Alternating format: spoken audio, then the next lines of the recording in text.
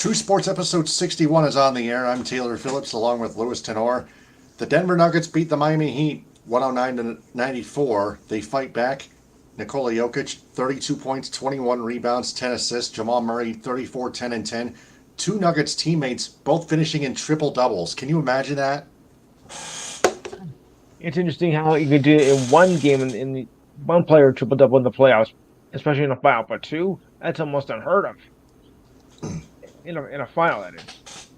Yeah, an NBA Finals game, that is. Yeah. Yes. And Jokic records his first 30, 20, and 10 game in NBA, the first 30, 20, 10 game in NBA Finals history Wow. to propel those Nuggets to that win. They needed it. They needed this to get that.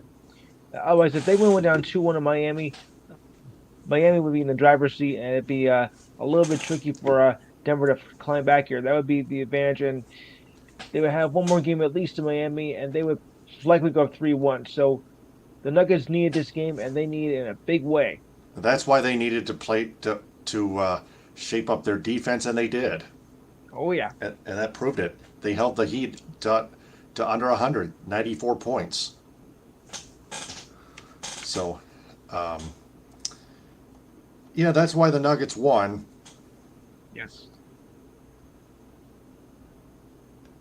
Miami was led by Jimmy Butler with 28 points. Bam Adebayo, 22 and 17 rebounds. And Martin, the only other player, Miami Heat player, with just 10 points in double figures. Only Mm. three, only three Heat players entered double figures. Caleb Martin, his first name. Caleb is his first name.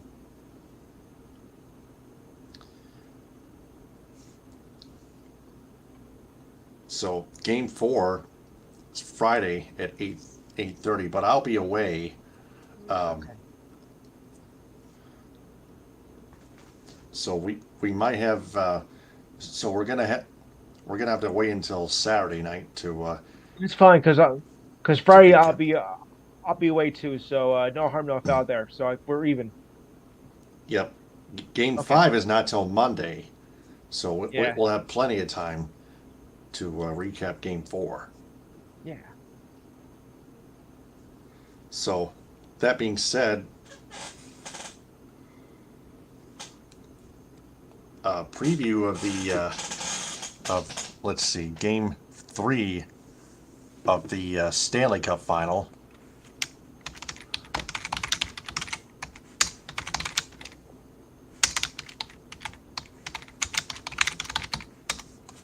I just need a lot of And help. that, yep.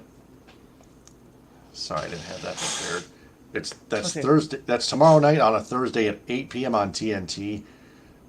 The Golden Knights they have outscored the Panthers 12-4 in the first two games. Uh, okay. Now the Panthers do have home field advantage for the next two games, including tomorrow. But Yes. can Vegas overcome that?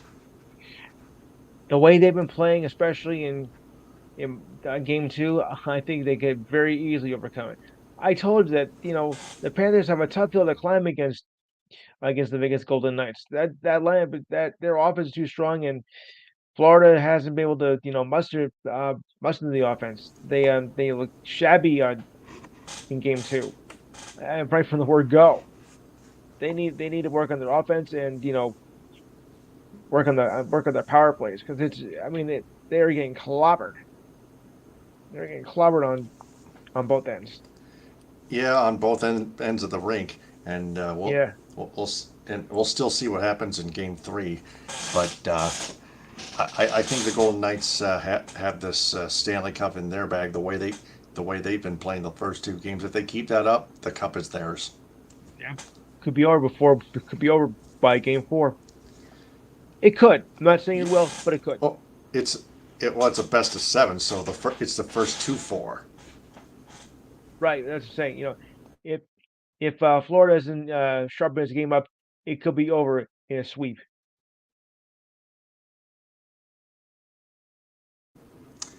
It's Yep. possible.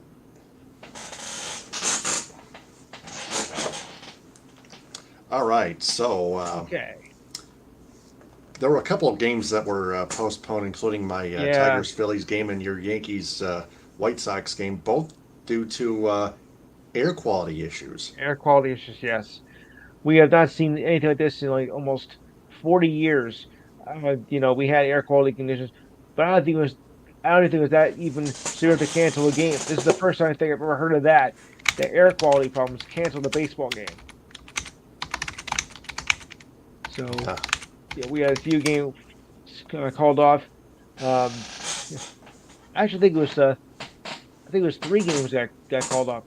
Three? What was the other I one? think it was well, hold on a second. I might be wrong on that. I'll just double check on that. Um, because I know it was the Yankees that got postponed. Because I think Philadelphia got postponed. I'll just double check that. Yeah, Um, Philadelphia. That's against the Philadelphia. Tigers. That was one of Oh, the okay, two. it's two. It's two. Okay, it's only two. Huh. Only Okay, two yeah. because it affected a lot of areas. All up and down the eastern seaboard and some other parts. So luckily, only two baseball games got canceled. Uh, I believe a that few was other. because of those wildfires Yeah. from Canada. Yes. Stupid. In Canada. Yeah.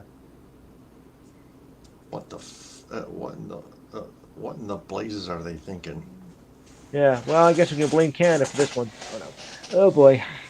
Yeah, but there were still some games that went on in Major League Yes. Baseball, so it's time for your true sports report. Go ahead. Roughly about 80% of all games were played today, so we'll just do it like this. Right now, in the bottom of the ninth, the Giants are leading the Rockies 5-4. Duvall is pitching and Diaz is at bat. Bottom of the sixth, the Angels lead the Cubs 3-2. Runners on second and third and two out. Leader Jr. is pitching and Neto is at bat. Everything else is a final.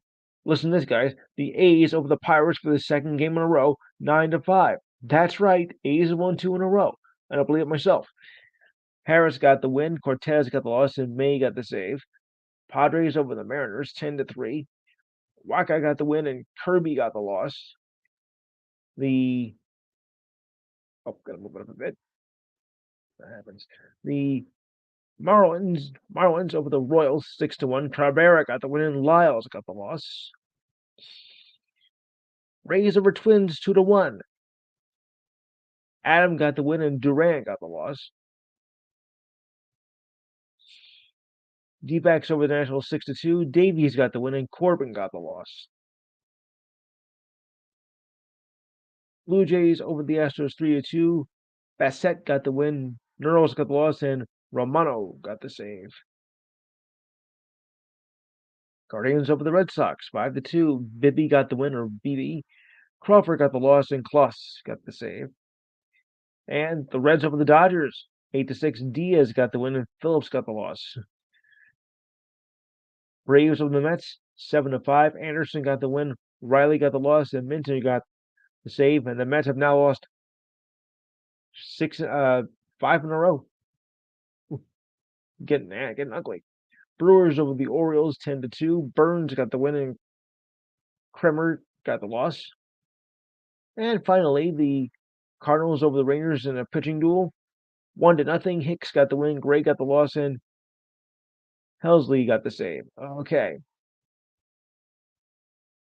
Assuming everything goes on schedule for tomorrow, it'll go this way because some areas might still be under the smoke, so we'll have to wait and see about that. But as follows, it goes like this. Starting at 12:35, the Dodgers will take on the Reds. 1:05, the D-backs will take on the Nationals. 1:10, the Twins take on the Rays. 2:10, the Orioles will take on the Brewers. 3:10, the Giants will take on the Rockies. 4:05. It's going to be a doubleheader tomorrow, as the White Sox will take on the Yankees. First game was at 4:05. Second game was at 7:35. The Tigers will take on the Phillies at 6:05 in a day that was scheduled to be a day off tomorrow. Now that will be played. The Astros take on the Blue Jays at 7:07. The Red Sox take on the Guardians at 7:10. And the Cubs take on the Dodgers at 9:38. And of course, the NHL tomorrow, it's Game 3 in the best of 7 series, as the Vegas Golden Knights will take on the Florida Panthers. That game time is at 8 o'clock. Will the Knights go up 3-0? We'll see. Might be presumptuous though about it. Okay. We did have some. Yeah, we have an MLS game. That's true. Although one game was canceled, and if I can find it, yeah. And there was a WNBA game that's also canceled tonight, involving my New York Liberty, as this was due to the fires that was going on in the area. Like I said, I've never heard about games that get canceled due to smoke. But hey, it has but stranger things have happened, and that's just how it went. But hopefully we'll get this over by tomorrow. Okay, so MLS, Dallas over St. Louis, 2-0, and Birmingham Legend. Miami over Birmingham Legend, 1-0. It was in the known as the U.S. Open Cup. Yes, soccer has that too. Okay, so on to today's news, and away we go. First up, New York Mets slugger. The New York Mets said that slugger Pete Alonso was day-to-day, and X-rays were negative after he was hit near his left wrist with a pitch from Braves pitcher Charlie Morton in tonight's game. Alonso, who leads the majors with 22 home runs, dropped to the ground after being hit by a 96-mile-per-hour fastball. He got up and walked around halfway to first base when manager Buck Showalter and a trainer were out to tend to him. After a short meeting, Alonso walked off the field. He was replaced by Tommy Pham, a pitch runner. Pham playing left field, and Mark Kahina took his spot at first. Shouldn't be too serious, so he should be back very shortly. Former Arizona Cardinals wide receiver DeAndre Hopkins is set to make his first free agent visit when he meets with the Titans. Head coach Mike Vrabel confirmed the Titans are hosting Hopkins next week. We want people who want to be here, said Vrabel. When we asked about the Hopkins visit, that if it works out, it's on to the next step. It's on to the next step. Vrabel was the linebackers coach and later defensive coordinator for the Houston Texans, where Hopkins was in 2 of his 5 Pro Bowls. Hopkins posted 104 receptions for 1,165 yards and 7 touchdowns in 2019, when current Titans offense coordinator Tim Kelly was calling plays for the Cardinals. The Cardinals released Hopkins on May 26th. His future with the Cardinals was in question since the end of last season because his $30 million plus cap hit was ranked 7th overall and first among receivers. All receivers, that is, not just wide receivers, but all receivers. Hopkins served a 6-game suspension for a violation of PD use. What else is new? Despite only playing 9 games that season, he rushed for 64 yards for receptions for 717 yards and 3 touchdowns. Sometimes less is more. I don't know if we have any real all-time wrestling fans, but we do have a passing mention here, as one of the WWF's legendary wrestlers, the Iron Sheik, passed away at the age of 81 earlier today, according to Twitter. The Iron Sheik, whose given name was Hassan Karsla Ale Varzi, was a former WWF champion and inducted into the Hall of Fame in 2005. Just in case there's any younger people listening in, once upon a time, the WWE was known as the WWF. As created as one of the most hated heels, namely a villain, he had legendary battles against Hulk Hogan back in the 80s, along with Bob Buckland and Sergeant Slater. And the Iron Sheik beat Buckland for the WWF title way back in 1983. A month later, Hogan beat the Sheik at MSG and won the belt for the first time. And so began Hulkamania, as the Ultimate Male beat the other Ultimate Meatball. Sorry, I just had to do that. And that was the lead into the very first edition of WrestleMania. With his larger-than-life persona and unparalleled ring skills, he captivated audiences around the world in a statement from his Twitter account. He was a trailblazer, breaking barriers and paving the way for a diverse range of wrestlers who followed in his footsteps. Before turning pro, Varzi was a bodyguard for the last Shah of Iran.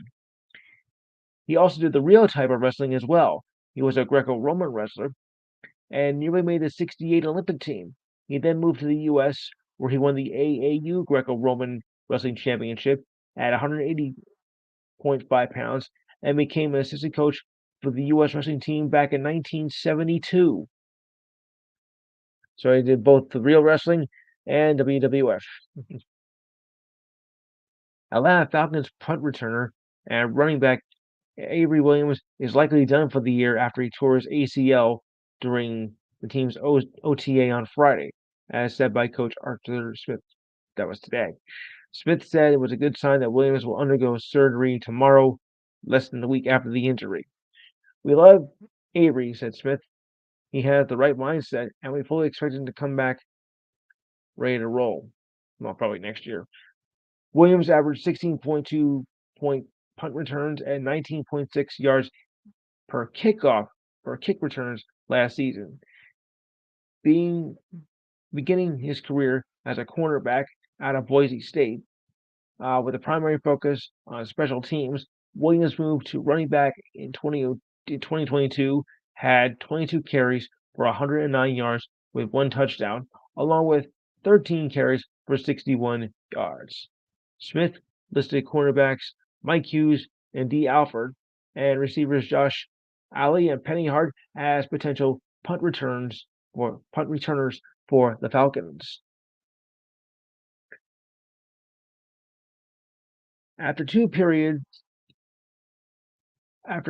of work to start yesterday's OTA, the Bills headed into stretching. Safety Damar Hamlin took his usual spot on the defensive line next to pass rusher Leonard Floyd, who signed his contract yesterday and warmed up. Hamlin had cameras pointed at his and Floyd's direction, formed a heart with his hands, and put out 3 fingers, each that symbolizes his number. It was his first time in OTA practice open to the media that Hamlin wore his helmet and was in full practice, a major step towards playing football after suffering cardiac arrest in the January 2nd game against the Bengals, which we all watched in horror. General manager Brian Beane said Hamlin put on his helmet during the first OTA last week, which made his first day of wearing a helmet last Wednesday. The next step for Hamlin would be to put on pads and tackling during camp, as the Bills bring him into the fold at his pace. Beane says he's not expecting Hamlin to start camp on either NFL or the PUP list, the physically unable to perform list, that is. Twin star Byron Buxton was placed on a 10-day injured list with a bruised left rib. To replace him on the roster, outfielder Trevor Monarch was reinstated from the injured list. The move was announced 40 minutes before the Twins started a 3-game series against the Rays last night. Twins shortstop Carlos Correa, slow by plantar fasciitis in last night's lineup. He had a double, but also struck out 3 times in their 7-0 shutout against the Rays. Infielder Royce Lewis was involved in a collision at first base in Sunday's game against the Guardians and was out of the lineup. Buxton was an all-star last year, is batting .220 this year with 10 home runs and 23 RBIs in 50 games. He was injured Thursday after being hit by a pitch from Guardians rookie Tanner Bibby. Buxton has spent most of his career at center field and won a Gold Glove in 2017, but the Twins limited him to DH this season in order to keep him healthy. Ready? Yankee slugger Aaron Judge heads to the 10-day injury list with a bruise and a strained right ligament in his big right toe. The team said after last night's loss to the White Sox. Judge injured his right toe after running into right field at Dodger Stadium after making an over-the-shoulder catch. He sat out the last 2 games, so he's going to be out for a while. Ouch. Yeah, but he's tough. He'll bounce back. Of course. Yes. Blue Jays pitcher Alex Manhan was demoted to rookie-level Florida Complex League, a demotion to help design the former ace reset from his nightmare start to the season. The Blue Jays made the move one day after Manhoa lasted only 1/3 of an inning and gave up 6 runs and a loss to the Astros. Okay, now that's a bad night. The 2022 AL Cy Young finalist this year is 1-7 with a 6.36 ERA and 13 starts. Strike 2 right there.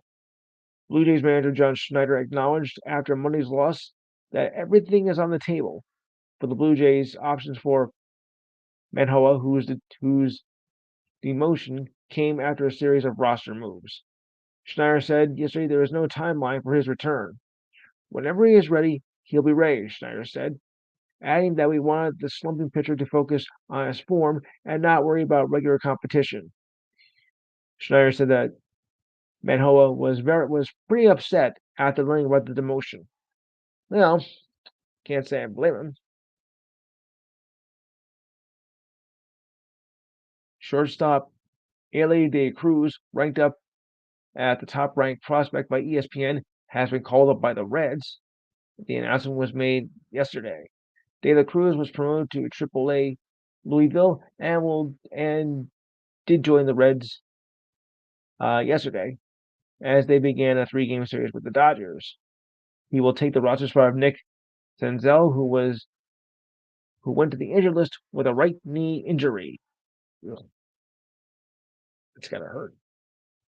De La Cruz was named baseball's top prospect by ESPN last month. He was batting .296 with 12 home runs and 36 RBIs and 158 at-bats this season. All right, let's check to see if I have anything there. Okay, so move on. Okay, so on to page 2. The Suns ownership and executives had a series of conversations with Chris Paul and his representatives on the All-Star point guard's future with the franchise, including the possibility of waiving him by the June 20th guarantee date on his contract, that according to sources. The Suns insist that they're still working through several possibilities on Paul's future and reiterated that to his representatives later this afternoon, according to sources. The Suns plan to explore trade options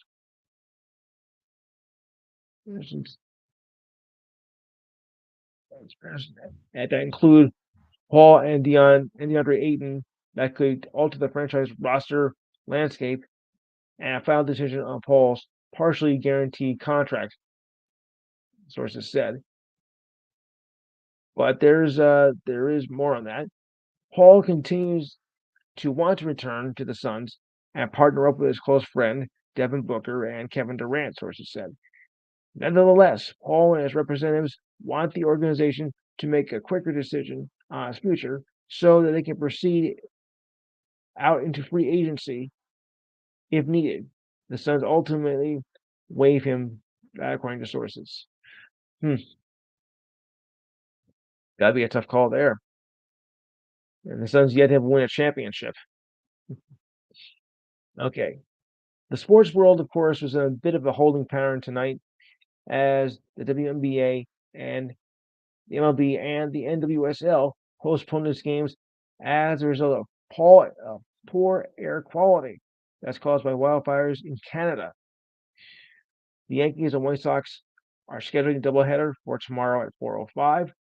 The Tigers and Phillies game will play tomorrow at 6:05, which was scheduled to be an off day. Now it no longer is an off day. The postponements were determined following conversations. Postponed until tomorrow. Yankees are postponed till tomorrow. I thought it was I thought it was Tigers Phillies as well. Tigers and Phillies we're gonna have an off day tomorrow, but they will play tomorrow at 6:05. Yeah, that's what I was. Yeah. Right. Okay, so yeah, I'll do another nightly update on the Michigan Sports Truth podcast tomorrow night after the game. Okay, the postponements were determined following conversations throughout the day with medical and weather experts and the impacted clubs regarding hazardous air quality conditions in both cities, the league said in a statement. The National Weather Service issued an air quality alert for New York City, saying that the New York State Health Department of Health recommended that individuals limiting strenuous outdoor activity and reduce the risk of health effects. In Philadelphia, the National Weather Service issued a code red, and that is a no-no. Don't mess with code red. Okay, big story of the day here. One of soccer's international greats, Lionel Messi, is headed to the MLS. Unfortunately, he will not be joining New York as he will join the Inter Miami team after his departure from PSG. Oh, I wish he would come to the Red Bulls. Messi made the announcement about his next club in interviews with Spanish publications Mundo Deportivo and Sport. Messi, who won last year's World Cup with Argentina, was linked to a return with Barcelona, as well as a possible move to Saudi Arabia, but decided to join the Miami franchise of the MLS, which is co-owned by David Beckham like Beckham. I have made the decision that I'm going to Miami. I still don't have it figured out. I don't have it agreed upon 100%, and a few things are needed, but we all decided to continue my path, said Messi. After winning the World Cup and not being able to return to Barcelona, it was my turn to go to the league of the U.S. to play live football, or as we call it, soccer, another way, and to enjoy the game more. Obviously, with the same responsibility and desire to play well and do things in a much calmer way. The arrival of Messi is said to be the biggest signing in MLS since Beckham when he played for the LA Galaxy. His arrival will be a major boost to a Miami team that is in the Eastern Conference cellar and dismissed coach Phil Neville last week. Well, the Rebels aren't much better. Yeah. Duke freshman forward Zachary White had a potential first-round draft pick underwent procedure on his right foot, but is expected to make a full recovery and make it in time for training camp. Whitehead underwent a procedure in August, a second surgery this week in New York. This week, that Dr. Martin O'Malley called a revision operation with bone grafting on the fifth metatarsal Jones fracture. He will begin his rehab in 2 weeks and should be ready for full participation by training camp, said by O'Malley. Whitehead was 26th in the mock draft on June 1st. He was meeting with a number of teams ahead of the June 22nd draft, including visits with those at the top of the draft board. He was a McDonald's All-American, entered Duke as a top 10 draft prospect, he's played 28 games this season, averaging 8.3 points per game. So we've got a good player here. Okay. Before tonight's win, Nuggets coach Mike Malone did not just harp on his team for the lack of discipline in their Game 2 loss to the Heat on Sunday. The Nuggets coach showed 17 different clips during a film session yesterday of moments where the Nuggets needed to show more direction and control, as Game 2 was just horrible. Every clip was a discipline clip, Malone said, whether it was a game plan or personal or defending the ball without fouling, whatever it may be. 17 clips add up to 40 points in their Game 2 loss. Boy. What we can do better is just be a lot more disciplined in terms of a game plan and who I am guarding. Most of that stems from communication. We had too many examples for a finals game where we had players not on the same page due to a lack of communication. Entering game three, the series tie at 1-1. Nuggets know they need to bring in more effort and get outdone by the Heat after their loss at home.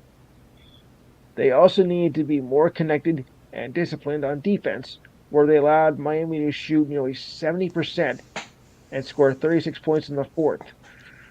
Like, I have seen a lack of communication and discipline set Malone. They played zone and not just in the fourth.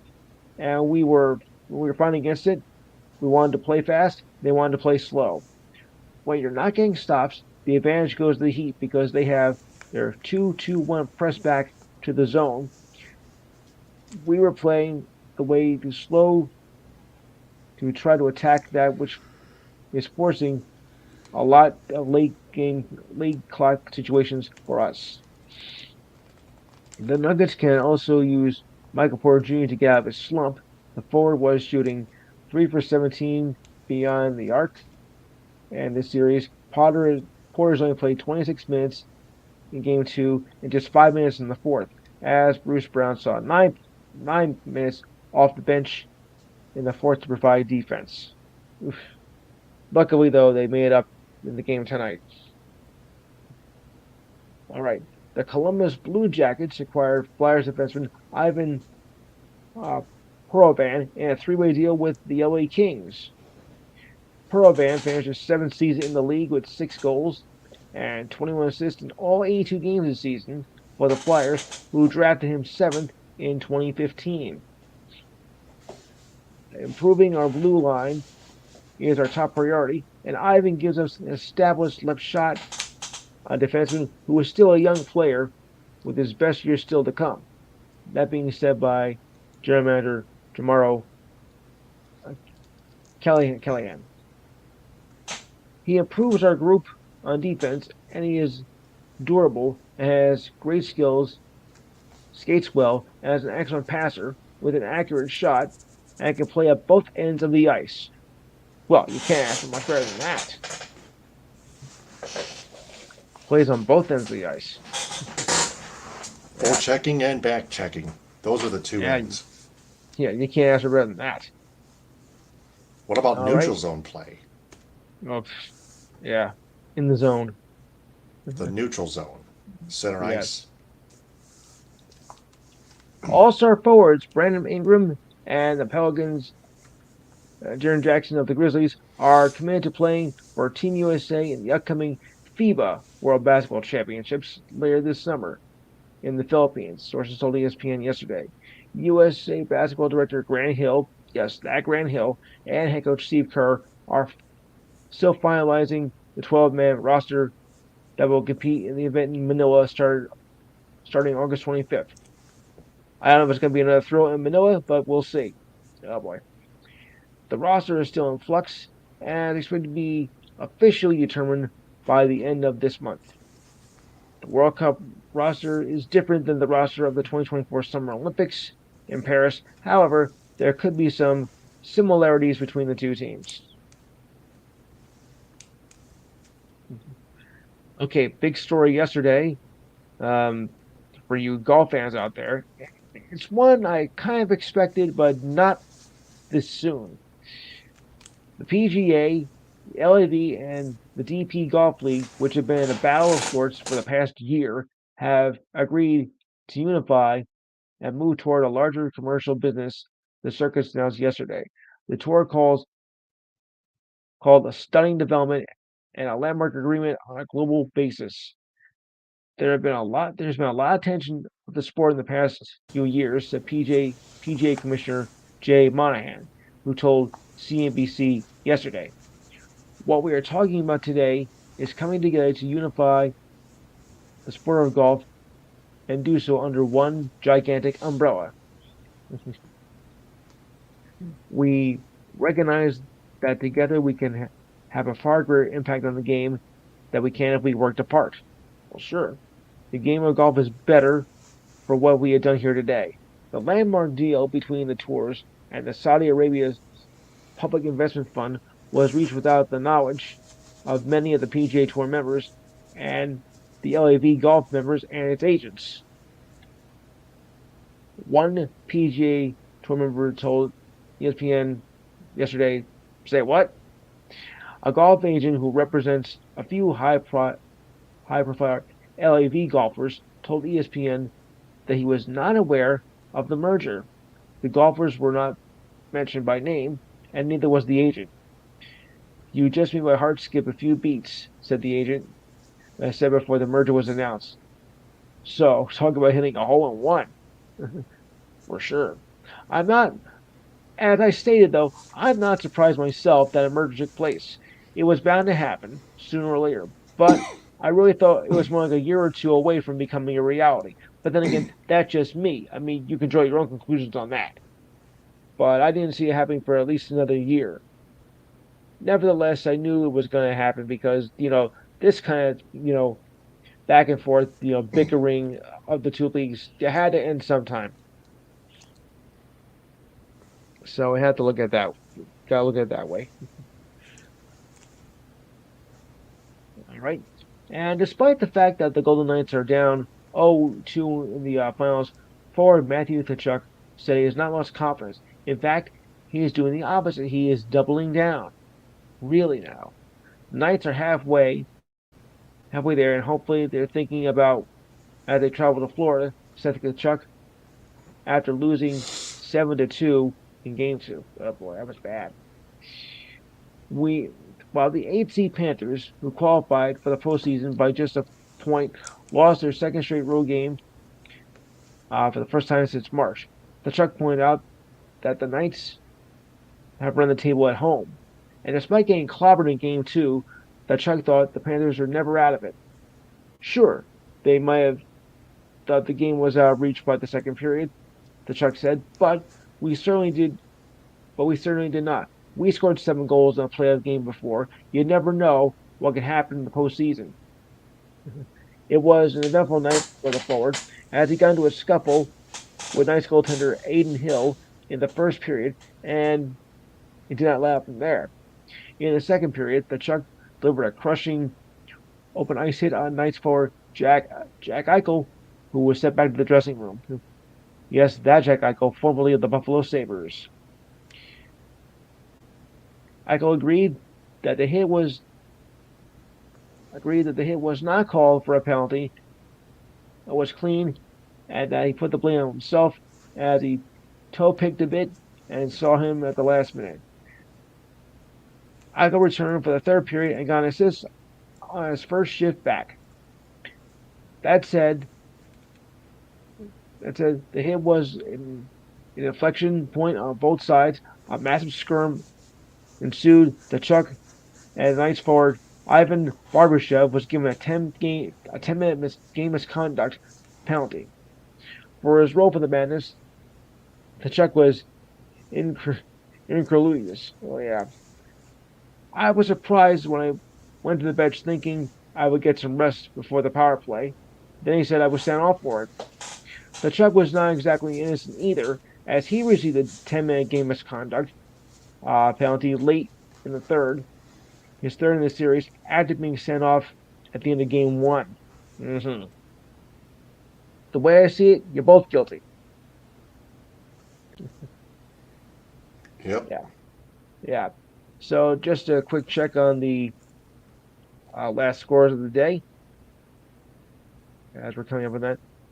Right now, in MLB, I think we have just 1 or 2 games left here.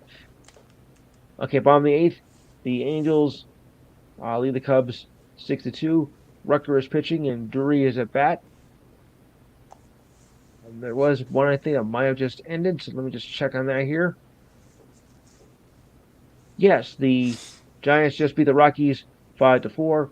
Rogers got the win, Lawrence got the loss, and Duvall got the save. All right, I'll turn back over to you, Taylor. That's episode 61 of True Sports. I'm Taylor Phillips. Yeah, I'm hearing a bit of an echo, but anyway, yeah, yeah.